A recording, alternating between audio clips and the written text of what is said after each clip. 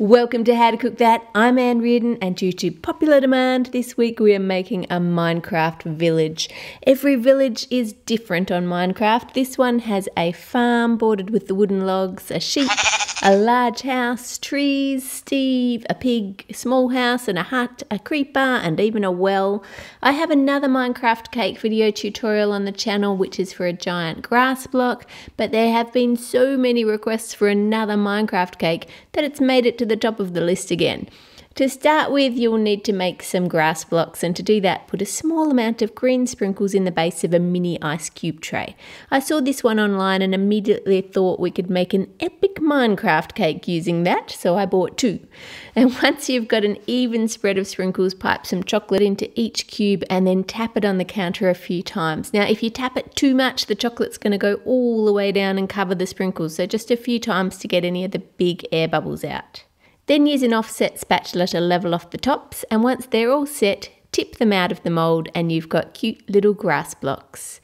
Now for the plants on the farm, take a jelly bean and cut it in half, then in half again, and take one of those and make a slit down the middle and separate it so it looks like two little leaves.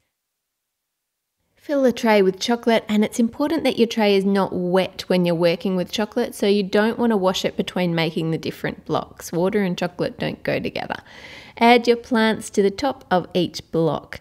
And remember as well, if you're using real chocolate, you need to temper it first or it won't set firmly. If you're using compound chocolate, you don't have to worry about that. And if you have no idea what I'm talking about, then there is a whole video on how to temper chocolate and what chocolate to use on the How to Cook That channel for you.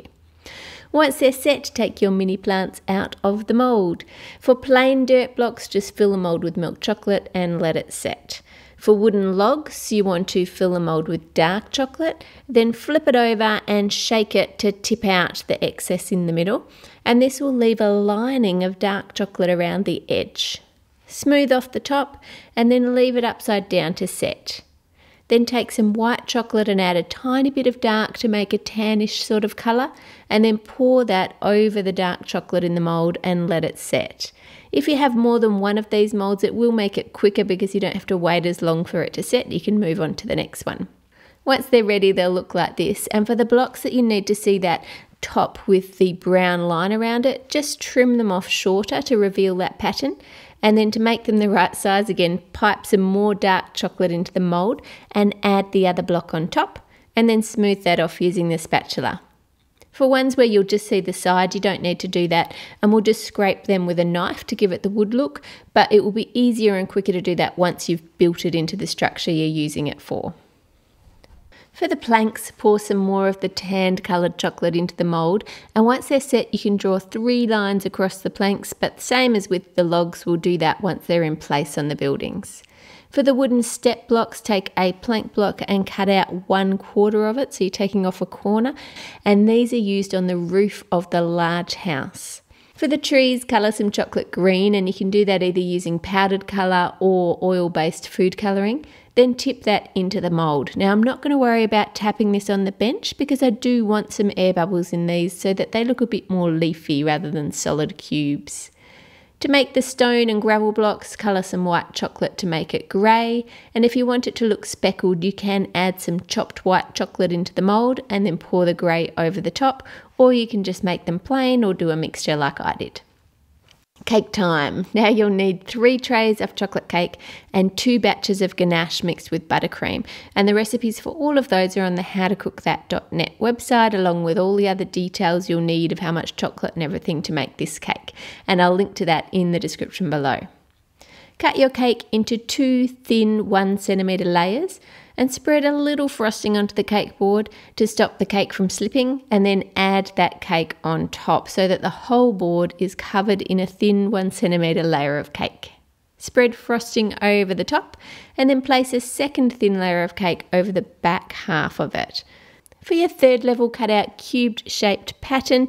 There's no right or wrong way to build your village because they're randomly generated, but it's always a good idea when you're making a cake to have some sort of plan before you start cutting into it. You can draw up your own, or if you want to make it the same as mine, I'll draw up a proper template for you and put it on the website. Spread more frosting and then add the cake layer that we just cut out. Then add more frosting on top of that and continue to build up the layers to a height that you're happy with. For the gravel path, take out a section on that bottom level so you can fit the blocks in, and add the gravel blocks just in rows of 3 all the way down the cake, and then add the grass blocks across the front of the cake using a little frosting underneath to make them stick and to make them the same level as the cake. Then add green sprinkles for the grass on that first tier. Then add grass blocks along the start of the second level there just to border it, and then use the logs and plants to make the farm, and then add some blue chocolate blocks in the middle there for the water.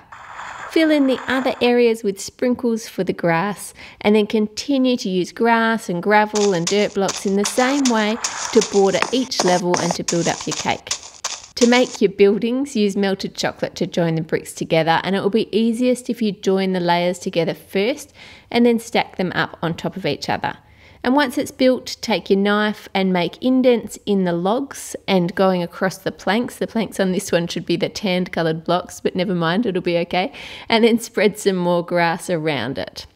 To make a tree, use some melted chocolate to build a tower of logs, and then build the leaf part in layers.